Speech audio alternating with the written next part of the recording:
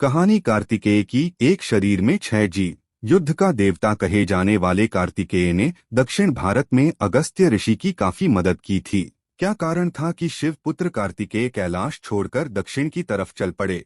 शिव के पुत्र कार्तिकेय के बारे में चमत्कारी बात यह थी कि वह एक महान प्रयोग से जन्मे थे, जिसमें 6 जीवों को एक शरीर में जीवन दिया गया था।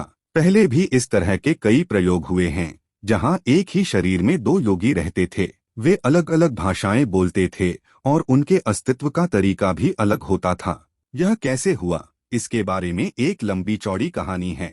हालांकि शिव को पौरुष का प्रतीक माना जाता है, मगर उनकी कोई संतान नहीं थी। कहा जाता है कि कोई स्त्री उनके बीज को अपने गर्भ में धारण नहीं कर सकती थी। इसके कारण उन्होंने अपना बीज एक हवन कुंड में डाल दिया। हवन कुंड का मतलब जरूरी नहीं है कि आग का कुंड, वह एक होम कुंड होता है। होम कुंड ऋषियों के लिए एक प्रयोगशाला की तरह था, जहां वे कई चीजों को उत्पन्न करते थे। कृतिकाओं ने धारण किया शिव का बीज। होम कुंड से 6 कृतिकाओं ने शिव का बीज अपने गर्भ में धारण किया। ये कृतिकाएं अप्सराएं या कहें गैर इंसानी प्राणी थीं।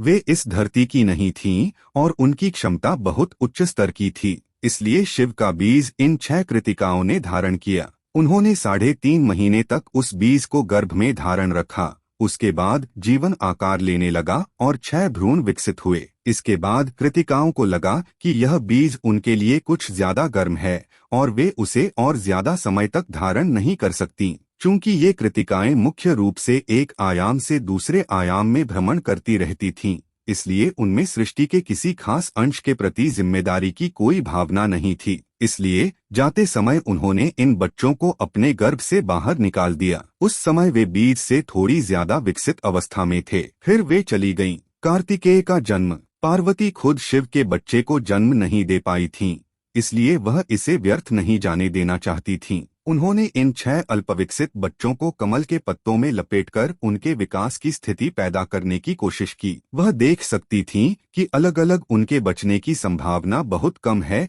क्योंकि वे पूर्ण विकसित नहीं थे। मगर उन्हें यह लगा कि इन 6 भ्रूणों में 6 शानदार गुण हैं। पार्वती ने सोचा, अगर ये सभी गुण किसी एक पुरुष में हो तो वह कितना अद्भुत होगा। अपनी तांत्रिक शक्तियों के जरिए उन्होंने इन 6 नन्हे भ्रूणों को एक में मिला दिया। उन्होंने एक ही शरीर में 6 जीवों को समाविष्ट कर दिया, जिसके बाद कार्तिकेय का जन्म हुआ। आज भी कार्तिकेय को अरुमुगा या 6 चेहरों वाले देवता की तरह देखा जाता है। वह एक अद्भुत क्षमता वाले इंसान थे। 8 साल की उम्र में ही वह एक अजेय योद्धा बन गए थे। एक बार ऐसा हुआ कि गणपति और कार्तिकेय में एक छोटी सी झड़प हो गई। कार्तिकेय को अपने वाहन तेजी से उड़ने वाले मोर पर बहुत गर्व था। दोनों में बहस छिड़ गई। फिर उन्होंने आपस में एक प्रतियोगिता करने का फैसला किया कि कौन सबसे तीव्र गति से दुनिया का चक्कर लगा सकता है।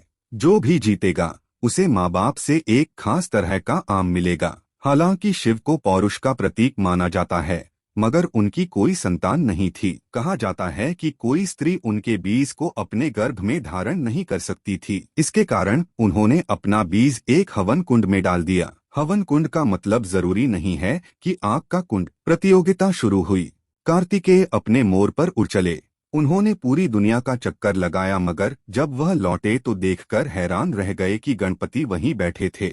उन्हें इनाम मिल चुका था। वह उस आम को खाकर उसका आनंद भी ले चुके थे। अब वह धूप में बैठे सुस्ता रहे थे। कार्तिकेय क्रोधित हो गए। उन्होंने अपने माता पिता से पूछा, यह कैसे संभव है? मैं दुनिया का चक्कर लगा आया, जबकि इसने अभी चक्कर लगाना शुरू भी नहीं किया। फिर आपने इसे आम कैसे दिया? दरअसल गणपति ने शिव और पार्वती के 3 चक्कर लगा लिए थे। गणपति बोले, मेरे लिए मेरी पूरी दुनिया आप लोग ही हैं। मेरे लिए इतना काफी है, उसे दौड़ने दीजिए। शिव चीजों को वास्तविक रूप में समझने की गणपति की विशेषता को देखकर मुस्कुराते हुए बोले, यह रहा आम पुत्र, तुम इसके लायक हो। मगर कार्तिकेय को यह एक बड़ा अन्याय लगा, इसलिए वह इसे लेकर बहुत गुस्से में थे। पार्वती ने उन्हें समझाने की कोशिश की कि कुछ चीजें वस्तुपरक और कुछ व्यक्तिपरक होती हैं। सभी अनुभव व्यक्तिपरक होते हैं। वस्तुएं सिर्फ व्यक्तिपरक अनुभव पैदा करने के लिए होती हैं। अपने आप में उनकी कोई अहमियत नहीं है। इसलिए गणपति ने बस अपने माता पिता का चक्कर लगाया, क्योंकि उनके अंदर यह समझदारी थी कि मेरे माता पिता मेरी दुनिया हैं। इसलिए मैं उनके ही चक्कर लगा लेता हूँ। मगर कार्तिकेय को अपनी माँ की कोई बात समझ नहीं आई और उन्होंने घर छोड़ दिया। वह अपने पिता से दूर चले जाना चाहते थे। अगस्त्य मुनि की सहायता की कार्तिकेय ने। वह गुस्से में दक्षिण भारत चले आए और एक योद्धा बन गए। वह कई रूपों में एक बेमिसाल योद्धा थे। उन्होंने दक्षिण में कई युद्ध जीते, मगर उन्होंने राज करने के लिए युद्ध नहीं जीता। उन्हें लगता था कि उनके माता पिता ने उनके साथ अन्याय किया, इसलिए वह न्याय स्थापित करना चाहते थे। वह किसी आंदोलनकारी या क्रांतिकारी की तरह थे, इसलिए जहां भी उन्हें अन्याय नजर आता था वहां वह युद्ध छेड़ देते थे। अपने गुस्से में वह छोटी से छोटी चीज को बड़ा अन्याय मान लेते थे और बहुत से लोगों को उन्होंने मौत के घाट उतार दिया। उन्होंने एक के बाद एक लड़ाइयां लड़ी और दक्षिण की ओर चलते गए। एक अच्छा काम उन्होंने किया, अगस्त्य की मदद की। अगस्त्य दक्षिण में आध्यात्मिकता लेकर गए थे। जहां भी अगस्त्य को विरोध का सामना करना पड़ा वहां कार्तिकेय ने युद्ध लड़ा। अगस्त्य ने ही उन्हें युद्ध कौशल सिखाया और अगस्त्य ने ही उनके गुस्से को ज्ञान प्राप्ति के एक साधन के रूप में बदल दिया। कहानी कुमार पर्वत की। भगवान कार्तिकेय की महासमाधि। कार्तिकेय को आखिरकार सुब्रह्मण्य नामक जगह पर आराम मिला। वह युद्ध से ऊब गए थे। उन्हें समझ आ गया था कि 1000 सालों तक लड़ने के बाद भी इस तरह से दुनिया को बदला नहीं जा सकता। एक समाधान 10 और समस्याएं पैदा कर देगा।